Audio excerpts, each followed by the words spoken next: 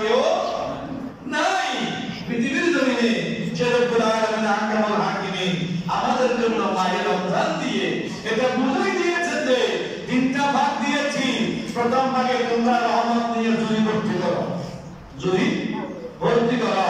দ্বিতীয় ভাগে তোমরা মাগফিরাত নিয়ে তোমাদের অন্যায়ের অপরাধের যে ঝুলি রয়েছে সেটি খালি করে তোমরা আল্লাহর নিকট পবিত্র হয়ে যাও। সুবহানাল্লাহ। তৃতীয় নম্বর ভাগের মধ্যে বলছেন আল্লাহ মুক্তি দিয়ে দাও, মুক্তি দিয়ে দাও। কারণ কিয়ামতের ময়দানে অত্যন্ত কঠিন একটা সময় হবে। ওই কিয়ামতের ময়দানে সকলে দৌড়াদৌড়ি করবে, ইয়া নাফসি করবে, চোখের পানি ফেলবে, কান্নাকাটি করবে, আল্লাহর দরবারে দৌড়াদৌড়ি করবে। সেখানে তোমাদের মুক্তির জন্য এই মাহে রমজানের রোজায় যথেষ্ট বরকত বলে সুবহানাল্লাহ।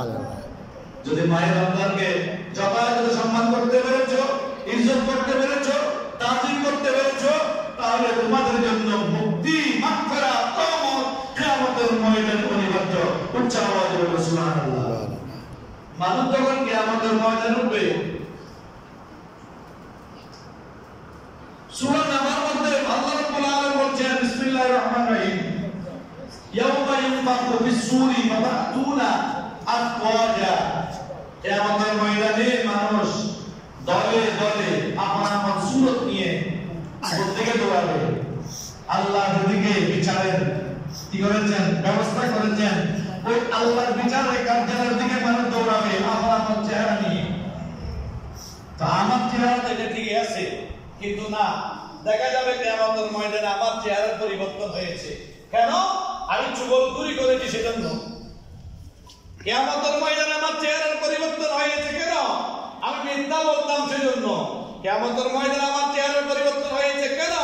আমি ঘুষ খাইতাম, সুদ খাইতাম সেজন্য। কিয়ামতের ময়দানে আমার চেহারার পরিবর্তন হয়েছে কেন? মা বাবার হক আমি আদায় করি নাই, ছেলে মেয়ের হক আদায় করি নাই, এলাকার হক আদায় করি নাই, নিজের মহল্লার হক আদায় না করার কারণে কিয়ামতের ময়দানে আপন আপন সূরতগুলো পরিবর্তন হয়ে যে হাকিকতে যে সূরত, সেই সূরত নিয়ে আল্লাহর দরবারে মানুষ কি হবে? একত্রিত হবে। তখন আর কাউকে বলতে হবে না এই সুর, এই ডাকাত, এই মুখ ছিল, এই সব ছিল, এটা বলতে হবে না। আল্লাহ রাব্বুল ইজ্জত আহকামুল হাকিমিন আপন আপন সূরত দেখে তাকে তার অপরাধের উপর কি করবেন? চেহারাকে শনাক্ত করবেন। ওই চেহারার ভিতরে একটা চেহারা থাকবে, যে চেহারার নাম হচ্ছে রোজাদার। বড় করে বলুন সুবহানাল্লাহ। যে চেহারার নাম কি? রোজাদার। এটা ইবাদতের বদনি, এটা শারীরিক ইবাদত, নামাজের মতো। নামাজ তো দুনিয়ার মানুষ দেখে পড়ি আমরা, পাঁচ ওয়াক্ত পড়ার জন্য মসজিদ যাচ্ছি, বের হচ্ছি, আমি নামাজি, আমি অমুক। কিন্তু মানুষ যখন রোজা রাখে, প্রকৃত যারা রোজাদার তারা যখন রোজা রাখে, তখন তারা দুনিয়ার সমস্ত অন্যায় থেকে থাকে, মাহফুজ থাকে, সরে থাকে। অন্যায় থেকে তারা নিজেকে লুকিয়ে রাখে, মিথ্যা থেকে লুকিয়ে রাখে, গুনাহ থেকে লুকিয়ে রাখে, গুনাহ থেকে নিজেকে বাঁচিয়ে রাখে। এই গুনাহ থেকে বাঁচার কারণে, গুনাহ থেকে লুকিয়ে থাকার কারণে, অন্যায় থেকে বাঁচার কারণে, মাহে রমজানকে যথাযথ ইজ্জত তাজিম করার কারণে ওই কিয়ামতের ময়দানে আল্লাহ রাব্বুল আলামিনের রহমতের ফেরেশতারা তাদেরকে আল্লাহর রহমতের শামিয়ানে নিয়ে যাবে। বরকত বলুন সুবহানাল্লাহ।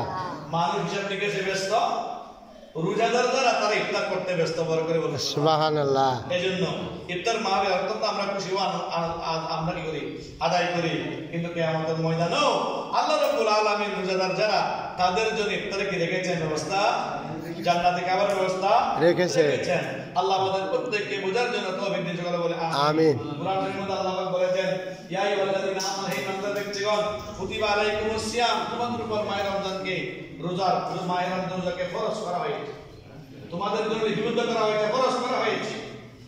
কামা কুতিবা আলাল্লাযীনা মিন ক্বাবলিকুম, ইতিপূর্বে তোমাদের যারা পূর্ববর্তী ছিল তাদের উপরও রমজান রোজা ফরজ ছিল। বড় করে বলুন সুবহানাল্লাহ।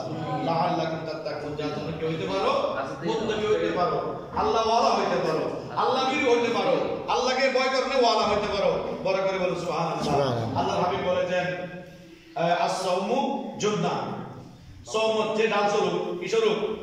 ঢাল স্বরূপ।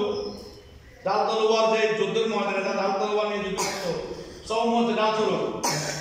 এই সওমের কারণে জাহান্নাম থেকে মুক্তি এবং জান্নাতের অধিবাসী আল্লাহ রাব্বুল আলামিন আমাদের প্রত্যেককে হওয়ার জন্য তৌফিক দিন। সকলে বলে আমিন। ওয়া আখিরু দাওয়ানা আনিল হামদুলিল্লাহি রাব্বিল আলামিন। আসসালামু আলাইকুম ওয়া রাহমাতুল্লাহি তাআলা ওয়া বারাকাতুহু।